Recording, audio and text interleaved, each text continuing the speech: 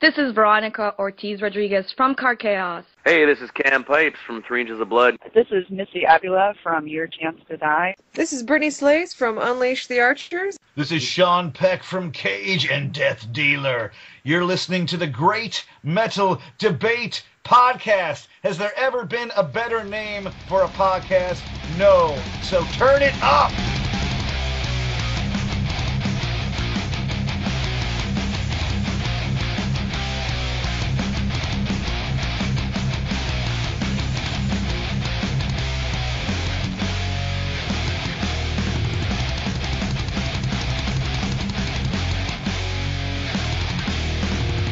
Greetings, metal listeners. This is Gomp Dog, and I'm coming to you from somewhere south of heaven in the Great Metal Debate Podcast Studios. We have another exciting metal artist interview for you today. Every artist we've interviewed on the podcast brings something unique. This musician brings something truly legendary. This time we have Ross the Boss. That's right, Ross the Boss Friedman from Manowar, the Dictators, Manitoba's Wild Kingdom, and most recently performing with Death Dealer. We are truly honored to have a musician of Ross's stature on the podcast. We'll get right into it. Here is Brian's interview with the one and only Ross the Boss Friedman.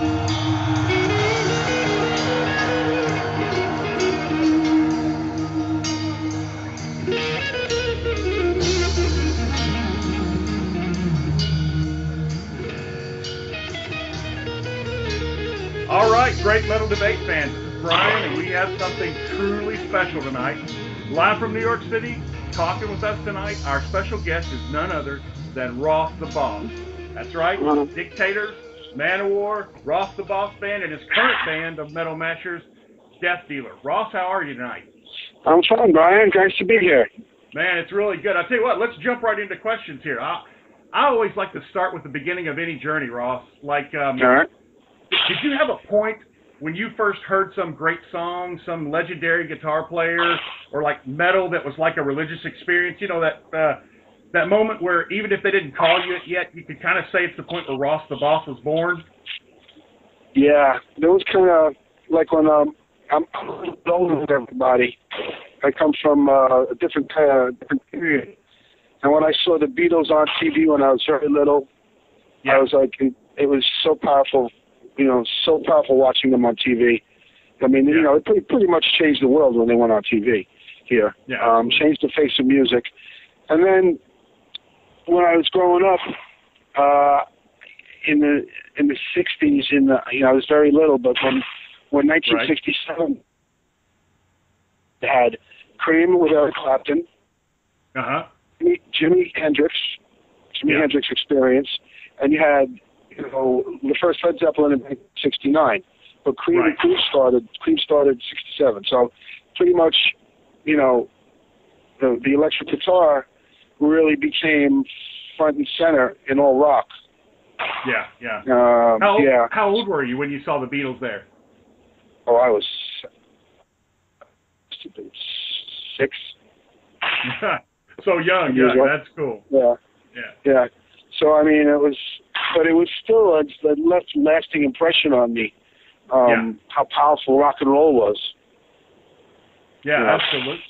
Absolutely. Now, Ross, in looking at, you know, I was looking a little more extensively for the interview here at your band and recording history. I quit counting at 19 bands and about 50 albums. That's a very prolific recording career. I mean, you spanned several decades. You know, you're going strong. You seem to stick with the people you play with. Can you talk a little bit about that? Well, you know, I've always said that I love playing with my friends. I consider everyone still my friends. I mean, I even consider Manowar still my friends, even though we don't talk. Sure. You know, to me, it's an honor to play. You know, and I'm just, you know, I'm always playing with my friends. I still play with Shaking Street. I worked on all that, and yeah. So, you know, if listen, I get the call from Manowar one day. You never know. Oh, that's excellent. That'd be great. I mean, a lot of people ask me that. I go, this is not my decision. So, you know. Yeah. I leave all that old baggage behind me, and I don't move forward in my life with full bags, bad memories. So, you know. Well, that's one thing. I mean, you stick with the people that you play with. I like that. But I've also heard you talk about playing with new talent out there. Could you talk a little bit about why you think that's important, like young bands? Yeah. Oh yeah. Well, yeah. I mean, the heavy metal, rock and roll has to. Listen. The lifeblood is young bands. Yeah. You know, and young metal bands. And I'm just going to give these guys a plug. My nephew Lance Barnewald's here in Queens, Middle Village. They have a band called Fate Breaks Dawn, and everybody should really check them out because they're absolutely incredible. They're an incredible metal band. I mean, the singer is Mike Katoya is an unbelievable talent. Two great guitar players. I mean, great band. Yeah. I produced some of their stuff. Definitely go on. Check them out. Fate Breaks Dawn, really. And I think young bands, you know.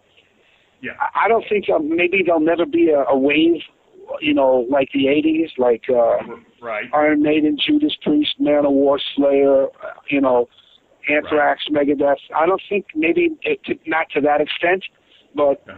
Hopefully there are some bands that are going to break through and inspire new generations of metal musicians. Oh yeah, yeah. Well, but, you know, listen, young bands are important. I encourage them greatly. Yeah, I think that's very cool of you to do, especially with someone, you know, so influential as yourself. But let's talk a little bit about metal then. It's splintered over the last 10 years, kind of. Part of the great metal debate is I'm a child of the 80s and my partner loves the more modern stuff, and we argue about that all the time. But there's so many different styles, you know, power metal, death metal, melodic death metal, thrash, symphonic metal. Do you like some of the newer genres, and where do you see metal heading in the future? I don't go out of my way to listen to new things. I mean, I'm just too busy. But I'll give you an example of how metal should be. Right. I just completed Death Dealer. We just did the Metal All Stars tour. Right. And of Eastern Europe, and Death Dealer opened for Zach Wild, Lost the Ball, Joey Belladonna, Max Caballera. Okay, right. Now Max, you know, those guys are completely different. Everyone was completely different. You had thrash, Max Caballera, something different. Udo, right? You know, the German metal. I mean, we weren't all playing the same kind of things.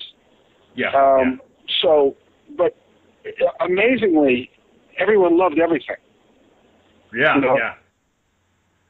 Well, let me stick with metal. Go ahead.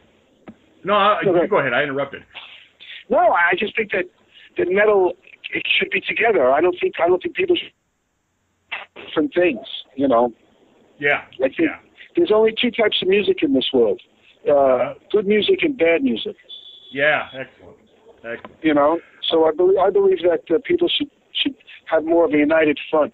And it's amazing, no matter where we go, no matter what language we speak in the country, the language is metal.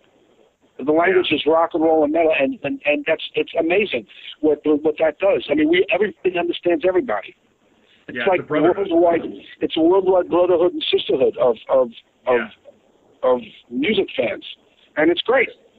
And I think the great thing about the internet, it's really sewn us all together. Oh yeah, definitely. Everybody knows everything. Yeah, you can get your hands on anything now.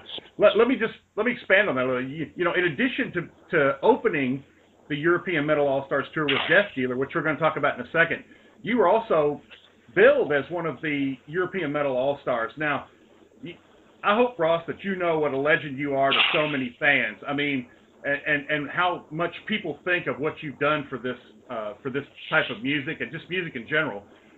What's it like carrying that title? You know, I just keep on going on making more. Oh, I'm sorry, Ross. You were breaking up there for a second. I'm sorry. Would you start that one again?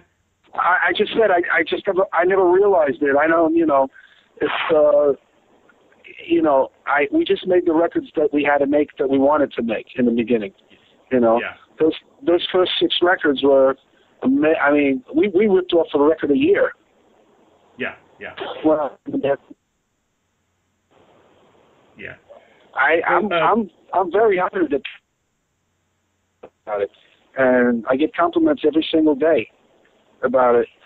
You know, it's just, I'm glad. I'm happy about it. Well, you know, compliments well earned. Now, tell the truth, Ross. Did you get in any just sort of good old-fashioned jam sessions on that tour? You know, just sit down with Zach or somebody else and play? Yeah, we played a lot of stuff. But you know, it was just to get there because we jetted to every show. There wasn't a lot of time. There was a lot of time. We'd have some classic nights. Yeah. Excellent. All right. Now let's see. All right, Ross. Let's talk Death Dealer for a second. It's you, Stu Marshall, Sean Peck, Mike Davis, and Steve Balanese. Listen to that first self-titled album, Death Dealer, and listen to the live videos from the European tour. I can honestly say that I love this band, and I am as excited for this second album as any metal I've been in recent history. What do you like playing about these guys? And I've heard you say this is not a side project. This is your band now. You know, what's great about it? Well, I figure I've met a bunch of guys that I could write songs with, that we could be in this, you know, we'd like to be on stage together. I mean, we just have this, you know, it was a lot of fun. I mean, we do have a respect. You know, when we go on stage, whatever anyone else has done has no matter whatsoever to anyone. You understand? Yeah. It doesn't matter what anyone else has done, who I am, it doesn't matter. We're just five new knuckleheads on stage. You know. That's great. And now, good. You guys are working on the second album, right? Correct. Yes. What's that writing process like with Stu and Sean? Writing's changed over the years too. What's it like? Well, we did a lot of work on the road together, but most of our work is done on the internet. And because Stu's in Australia, Sean's in San Diego, and I'm in New York City, and you know Mike LA, Steve. So we do a lot of. I mean, internet has really. I mean, it's the only way for us. So we trade in songs. We trade trading ideas. Yeah. How about this solo? How about that solo? You know, and it's good. It's good. It's a daily basis that the project moves forward. Yeah. What's the progress on the album? How far along are you? We have 9 songs. We continue to write more songs, which is amazing.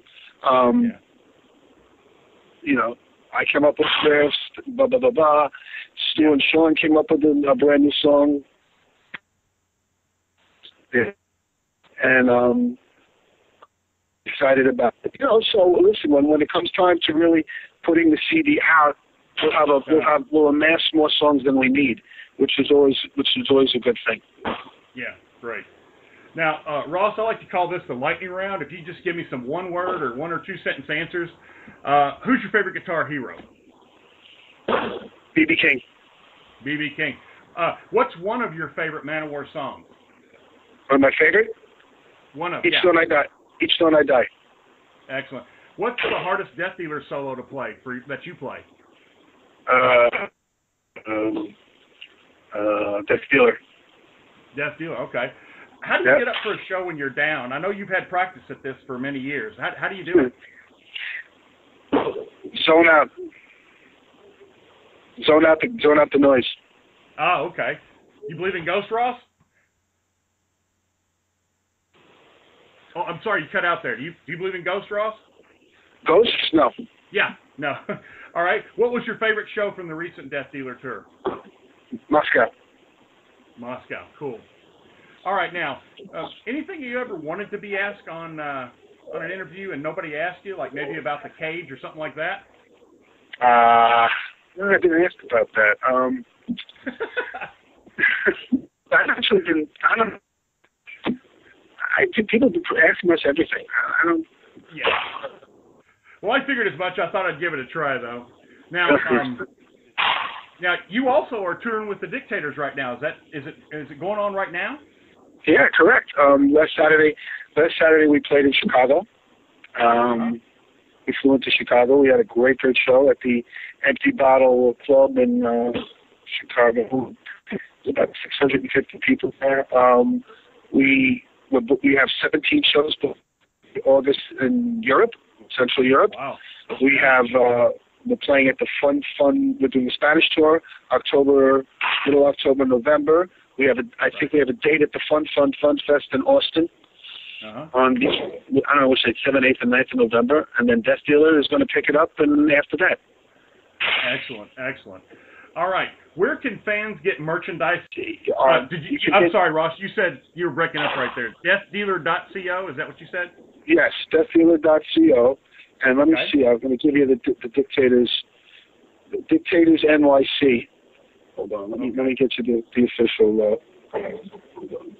We have an online shop. Yeah.